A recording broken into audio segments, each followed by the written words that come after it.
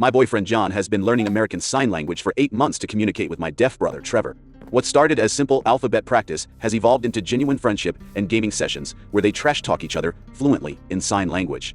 My friends interpreted this beautiful gesture as creepy attachment and emotional manipulation designed to control me through my family. The campaign against John began immediately after I shared how excited I was about his progress with ASL. My closest guy friend told me that learning an entire language after dating someone for only 5 months was a red flag indicating obsession and unhealthy attachment.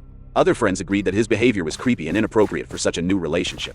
They said that normal boyfriends do not invest months of effort into connecting with their girlfriend's family members unless they have ulterior motives. They suggested that John was either trying to manipulate me through my brother or was becoming dangerously obsessed with inserting himself into every aspect of my family life. But their analysis revealed more about their own insecurities and limited understanding of genuine kindness than it did about John's motivations or character. They could not believe that someone would put effort into learning a challenging skill simply to make another person feel included and valued. My friends had never experienced relationships where partners made significant sacrifices or investments to accommodate special needs family members. They interpreted John's dedication to learning sign language through the lens of their own superficial dating experiences, where minimal effort was considered normal and adequate. Their persistent warnings about John's supposedly manipulative behavior forced me to choose between maintaining friendships with people who could not recognize genuine love and kindness, or protecting a relationship with someone who had proven his character through actions rather than words. The breaking point came yesterday when my best friend since middle school told me that I was being naive and stupid for ignoring obvious red flags about John's obsessive personality. She said that learning sign language was just the beginning, and that he would eventually try to control every aspect of my life through seemingly loving gestures. I told her that her inability to recognize sincere kindness said more about her own dating experiences than it did about my boyfriend's character. I pointed out that she had never been in a relationship where someone cared enough about her family to make genuine sacrifices for their comfort and happiness. The argument that followed ended friendships that I had maintained for over 6 years. But I have never been more certain that I made the right choice by defending someone who shows love through actions, rather than listening to people who mistake kindness for manipulation. But let me take you back to show you how an act of pure love became twisted into evidence of obsession by friends who could not understand what genuine care looks like in practice. 8 months ago, I brought John home to meet my family for the first time during my brother Trevor's 19th birthday celebration. I was nervous about this introduction because Trevor has been deaf since birth, and I wanted John to feel comfortable communicating with someone who would be an important part of our relationship if things continued progressing. Trevor is incredibly expressive and social despite his hearing loss. Our entire family communicates with him through sign language, lip reading, and text messages, depending on the situation. He has never let his disability prevent him from being outgoing, funny, and deeply engaged with everyone around him. John had no previous experience with deaf individuals or sign language, but he immediately showed interest in connecting with Trevor during our family gathering. He typed jokes and conversation on his phone for Trevor to read, and he paid careful attention when family members signed translations of his stories and comments. What impressed me most was that John did not treat Trevor's deafness as an obstacle or limitation to overcome. Instead, he seemed genuinely curious about sign language as a communication method and appreciative of Trevor's patience in helping him understand basic concepts and gestures. By the end of the evening, John and Trevor had discovered their shared love of Call of Duty and other video games. They made plans to play online together, with me serving as translator for more complex communication, until John could develop his own signing skills. I was thrilled that my boyfriend and brother had connected so naturally, and that John was enthusiastic about building a friendship that would require him to learn new communication methods. Over the following weeks, John and Trevor developed a gaming friendship that brought joy to our entire family. They played Call of Duty together several times per week, with me translating their trash talk and strategic discussions through sign language and voice interpretation. Trevor is naturally competitive and expressive when gaming, so their sessions were filled with the kind of playful insults and victory celebrations that make online gaming fun and engaging.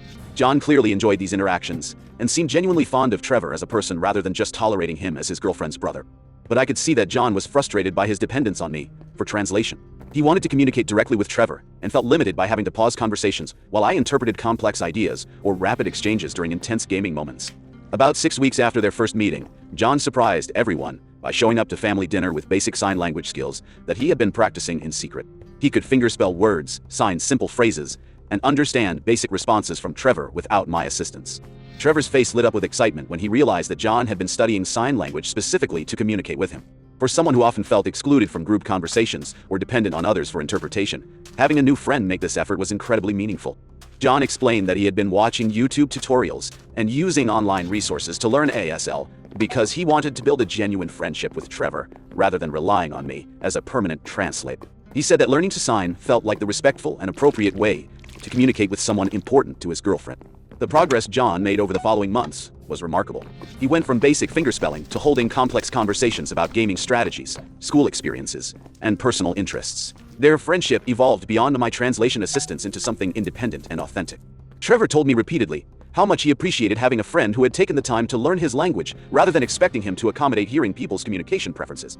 He said that John's effort made him feel valued and included in ways that few people outside our family had ever demonstrated.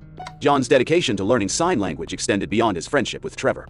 He studied grammar rules, practiced vocabulary, and even learned regional variations and slang terms that would help him understand Trevor's specific signing style and sense of humor. When I shared updates about John's progress with my high school friend group, I expected them to be impressed by his thoughtfulness and commitment to including my brother in our relationship. Instead, their reactions were skeptical and concerned. My closest guy friend Marcus was the first to express doubts about John's motivations. He said that learning an entire language after dating someone for only a few months seemed excessive and potentially manipulative. He suggested that John might be trying to create emotional leverage through my family connections. Other friends agreed that John's behavior was unusual and possibly concerning. They pointed out that most people do not invest significant time and effort into accommodating their partner's family members so early in a relationship. They wondered whether John was trying too hard to secure my affection through grand gestures. I tried to explain that John's interest in learning sign language was genuine, and that his friendship with Trevor had developed naturally based on shared interests and mutual respect. I pointed out that John had not asked for anything in return for his efforts, and that he seemed to enjoy the learning process itself. But my friends remained suspicious of John's motivations and concerned about what they perceived as obsessive behavior. They said that healthy relationships involved gradual integration with family members rather than immediate immersion in learning specialized skills to accommodate specific needs. Marcus suggested that John's rapid progress with sign language indicated an unhealthy level of focus on my family relationships. He said that normal boyfriends would interact politely with disabled family members without going to extraordinary lengths to learn their communication methods. Other friends expressed worry that John was using his connection with Trevor to manipulate my emotions and create a situation where breaking up with him would seem cruel or heartless. They suggested that I was being emotionally coerced through my love for my brother. These concerns confused and upset me because they seemed to ignore the obvious sincerity of John's interactions with Trevor and the genuine friendship that had developed between them. My friends were interpreting kindness as manipulation and dedication as obsession. I pointed out that John's relationship with Trevor existed independently of our romantic connection. They genuinely enjoyed each other's company and shared interests that had nothing to do with me. John was not performing kindness for my benefit. He was building an authentic friendship. But my friends continued to express skepticism about John's character and warnings about potential future problems in our relationship. They said that his current behavior was just the beginning of what would eventually become controlling and manipulative patterns. They predicted that John would use his connection with my family to isolate me from friends who could offer objective perspectives on his behavior. They suggested that I was already becoming defensive about their legitimate concerns, and that this proved John's influence was working as intended. The more my friends criticized John's character and questioned his motivations, the more I realized that their analysis revealed their own limitations in understanding what genuine love and commitment look like in practice. They had never experienced relationships where partners made significant sacrifices for each other's happiness and well-being. The final confrontation that ended my friendships happened during what was supposed to be a casual coffee meetup with my core friend group from high school. I had been looking forward to catching up with everyone and sharing updates about college applications, family news, and relationship developments that had occurred over the previous few months. But within minutes of sitting down, it became obvious that my friends had planned this gathering specifically to stage an intervention about my relationship with John. They had coordinated their concerns and prepared arguments designed to convince me that I was being manipulated and controlled through his seemingly loving gestures toward my family. Marcus led the discussion by expressing his ongoing worries about John's rapid integration into my family life and his dedication to learning sign language. He said that 6 months of intensive language study demonstrated an unhealthy level of obsession with inserting himself into every aspect of my personal relationships. He pointed out that normal boyfriends do not invest hundreds of hours into learning specialized skills just to communicate with their girlfriend's family members. He suggested that John's behavior indicated either romantic desperation or calculated manipulation, designed to create emotional leverage in our relationship. My friend Jessica agreed that John's progress with sign language was suspicious and concerning. She said that learning ASL fluently required years of study and practice, and that John's rapid advancement suggested an obsessive personality that could become dangerous over time. She argued that healthy relationships involved gradual and natural integration with family members, rather than immediate immersion in learning complex skills to accommodate special needs. She said that John's approach indicated poor boundaries and potential mental health issues. Other friends chimed in with similar concerns about John's character and motivations. They said that his dedication to learning sign language was just the most obvious example of behavior patterns that would eventually become controlling and manipulative. They predicted that John would use his relationship with Trevor to isolate me from friends who could offer objective perspectives on his increasingly possessive behavior. They pointed out that I was already becoming defensive about their legitimate warnings, which proved that his influence was working as intended. I listened to these accusations with growing anger and disbelief. My friends were characterizing the most beautiful and selfless gesture I had ever witnessed as evidence of mental instability and manipulative intent. They could not understand that someone might genuinely care about including and valuing a disabled family member. I tried to explain that John's friendship with Trevor was authentic and independent of our romantic relationship. I pointed out that they spent time together, gaming and communicating without my involvement, and that Trevor consistently expressed gratitude for John's efforts to learn his language. I emphasized that John had never asked for credit or recognition for learning sign language. He had not used his progress as leverage in arguments or evidence of his superior character compared to other boyfriends. He simply wanted to communicate directly with someone important to his girlfriend. But my friends dismissed these explanations as evidence that I was being successfully manipulated and could no longer recognize obvious red flags in my relationship. They said that my inability to see John's behavior objectively proved that their intervention was necessary and time. Marcus became particularly insistent about his concerns when I refused to acknowledge the validity of their warnings. He said that my defensive attitude proved that John had already succeeded in isolating me from friends who cared about my well-being and safety. He pointed out that healthy relationships allowed space for friends to express concerns without triggering angry responses from partners who felt criticized. He suggested that my loyalty to John over long-standing friendships indicated unhealthy relationship dynamics. Jessica added that my refusal to consider their perspective demonstrated how quickly John had gained control over my thinking and emotional responses. She said that victims of manipulative relationships often defend their partners against legitimate concerns from people who love them. Other friends expressed similar worries about my apparent transformation, from someone who valued their input to someone who prioritized her boyfriend's feelings over their friendship and guidance. They said that this change had been gradual but obvious over the months since John had entered my life. I realized that my friends had convinced themselves that John was manipulating me through an elaborate scheme involving fake kindness toward my disabled brother. They could not accept that someone might genuinely care about including and valuing a family member with special communication needs. Their analysis revealed more about their own limited understanding of authentic love and commitment than it did about John's character or motivations. They had never experienced relationships where partners made significant sacrifices for each other's happiness and family integration. I told them that their inability to recognize sincere kindness and selfless behavior said more about their own dating experiences than it did about my boyfriend's supposed manipulation tactics. I pointed out that none of them had ever been in relationships where partners went to extraordinary lengths to accommodate family members' needs. I suggested that their suspicion of John's motives reflected their own superficial approach to romantic relationships, where minimal effort was considered normal and adequate, and where genuine sacrifice was viewed as evidence of mental instability. Marcus became angry and defensive when I turned their psychological analysis back on them. He said that questioning their relationship expertise was exactly the kind of response that manipulative partners encouraged in their victims. He argued that my willingness to attack friends who cared about my well-being proved that John's influence had progressed further than they had realized. He said that healthy girlfriends appreciated friends' concerns rather than becoming hostile toward people who offered objective perspectives. Jessica agreed that my attitude had become increasingly concerning over recent months. She said that I had changed from someone who valued their opinions to someone who dismissed their legitimate worries about obviously problematic relationship dynamics.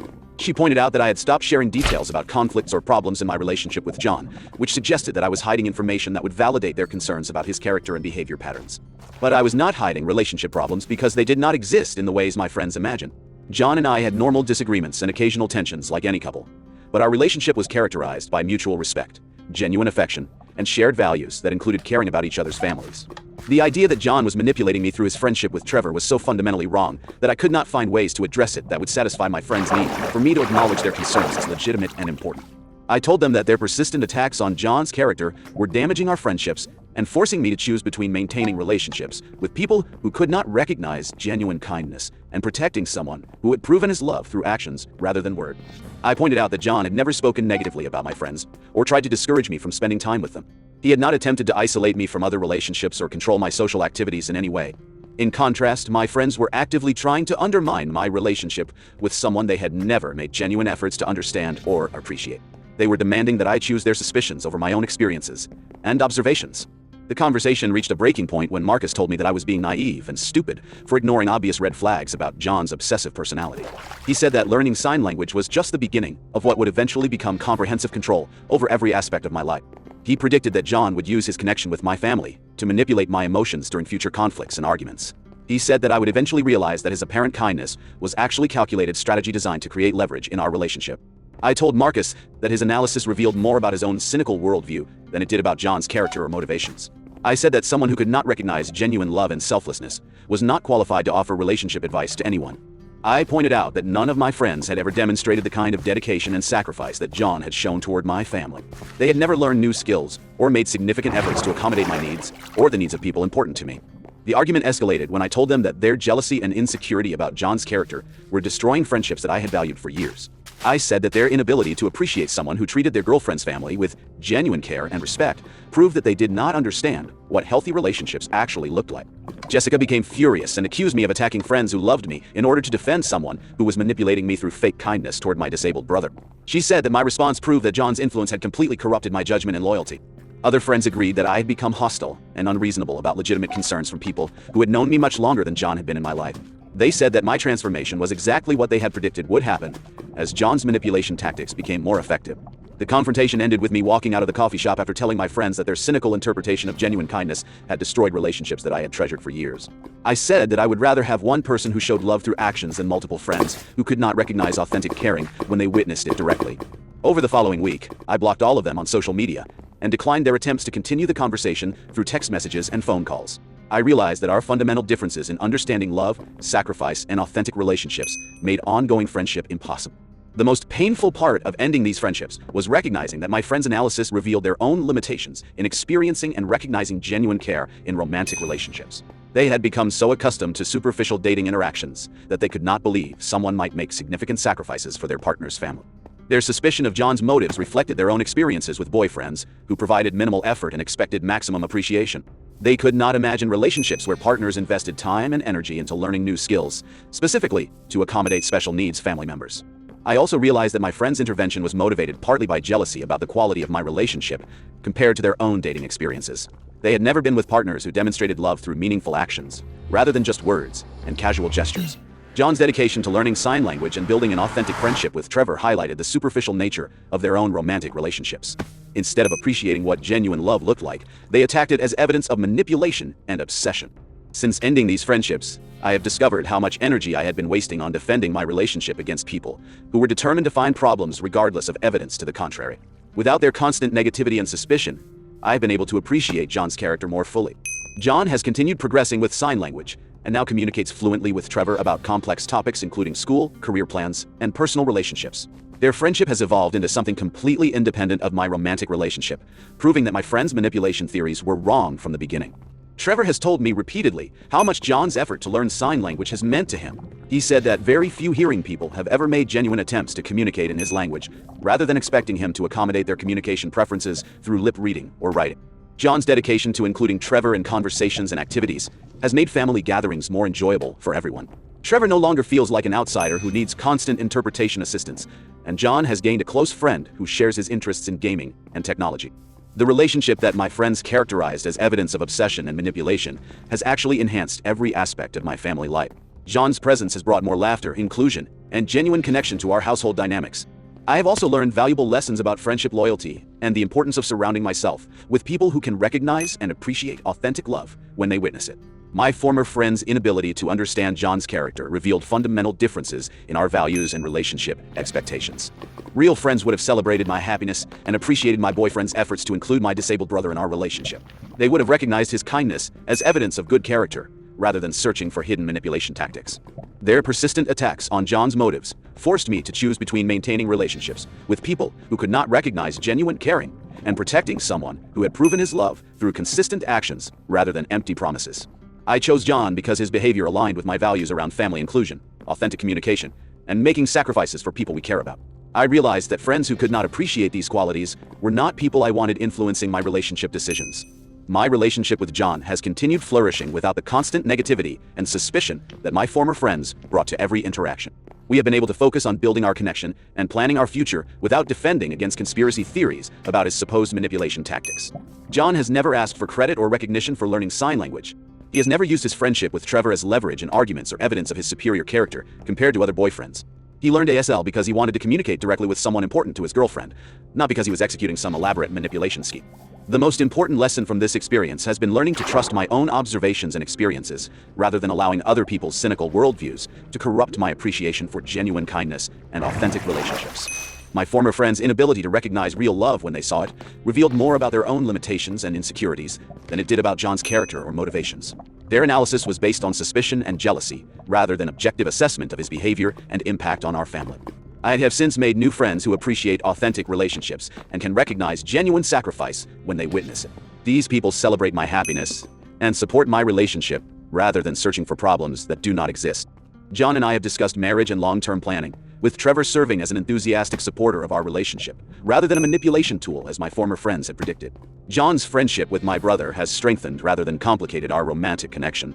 Looking back, I realized that my former friend's intervention was one of the best things that could have happened to our relationship. It forced me to choose between people who brought negativity and suspicion to my life, and someone who brought love, inclusion, and authentic care to my family. I chose love over cynicism, and my life has been immeasurably better as a result. John's character has been proven through years of consistent kindness, rather than through arguments with people who were determined to find fault, regardless of evidence. To anyone dealing with friends who cannot appreciate genuine love and kindness in your relationships, I want you to know that their cynical interpretations say more about their own limitations than about your partner's character. Trust your own experiences and observations, rather than allowing other people's insecurities to corrupt your appreciation for authentic caring. Real love often involves making sacrifices and learning new skills to accommodate the needs of people important to your partner. Friends who cannot recognize these gestures as evidence of good character are not people whose relationship advice you should value or follow. Have you ever had friends who criticize your partner for being too caring or dedicated? How do you handle situations where people interpret kindness as manipulation? What advice would you give to someone whose friends cannot appreciate their partner's genuine efforts to include family members with special needs? Share your experiences with friendship loyalty and relationship support in the comments below.